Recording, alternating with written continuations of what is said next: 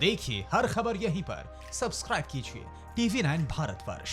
जो बता रहे, मैं विजय जी के पास जाऊंगा और मेरे साथ जो हमारे सर मौजूद हैं, फॉर्मर डिप्लोमेट। सर, आप मुझे एक चीज समझाइएगा वेरी क्विकली। विजय जी, ये जो भारत सरकार की तरफ से, राज्य की अलग अलग सरकारों की तरफ से हो रहा है, ये चीन को कितना ब्लीड करेगा, ये हम जानना चाहते हैं। देखिए, निश्चित रूप से आज दुनिया में चीन की ताकत ऐसे इकोनॉमिक पावर की है, डिफेंस पावर की नहीं है। एक इकोनॉमिक पावर है जिसका असर उसकी डिफेंस पे दिखता है। आप जब इस तरह के टेंडर कॉन्ट्रैक्ट कैंसिल कर रहे हैं तो हमें यह समझना पड़ेगा कि पहले चीन जो टेंडर ले गया वो क्यों लेके गया, क्या उसकी क्वालिटी अच्छी थी या उसके दाम कम थे। आज हमें यह समझना पड़ेगा कि इसका रिप्लेसमेंट क्या होगा, क्योंकि ये प्रोजेक्ट आपके देश में थे। अगर आज अपने देश में आप प्रोजेक्ट रोकते हैं तो कहीं ना कहीं इकोनॉमिक इंपैक्ट आप पे आता है। सही बात। और क्या आपके पास वो कंपनियां हैं जो उस क्वालिटी, रफ्तार और कॉस्ट में वो माल बना सके।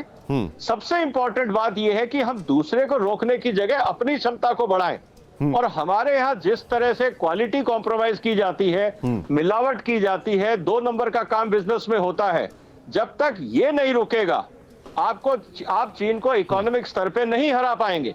और जब तक आप चीन को इकोनॉमिक स्तर पे नहीं हरा पाएंगे, आपके डिफेंस के खतरे बने रहेंगे। मैं थोड़ा सा आगे लेके जाऊंगा सर। समझना पड़ेगा, आपने बहुत वैलिड पॉइंट कही है। हमारे यहाँ पे खराब माल क्यों बनता है, हमारे यहाँ जो है, हम क्यों इतने सक्षम नहीं है, जो हमें वहां देखना पड़ता है। लेकिन आंचल जी, चीन हमेशा से एक थॉर्न इन द फ्लैश रहा है ऐसे इश्यूज पर। क्या लॉन्ग टर्म पर्सपेक्टिव में क्या भारत को चीन का इकोनॉमिक लेवल पर कोई ऑल्टरनेट नहीं मिल रहा है या मजबूरी बन गई है? देखिए निशांत जी, हमें एक बात समझने की जरूरत है। आज जो हमारा चाइना पे डिपेंडेंस का जो लेवल है, चाहे वो कंज्यूमर गुड्स हैं, चाहे वो कैपिटल गुड्स हैं, चाहे वो इंफ्रास्ट्रक्चर प्रोजेक्ट्स हैं, ये 20 साल लगे हैं इस लेवल में पहुंचने में। तो जाहिर है कि इस डिपेंडेंस को हम ओवरनाइट कम नहीं कर सकेंगे। तो इसके लिए हमें एक लॉन्ग टर्म स्ट्रेटजी बनानी है, ये जानते हुए कि अगर चाइना को कमजोर करना है तो हमें उसकी अर्थव्यवस्था पे ही चोट पहुंचानी है। वहां अगर वो कमजोर होगा तो उसकी हर बार्गेनिंग पावर जो है हमारे सामने जो है वो फीकी पड़ जाएगी।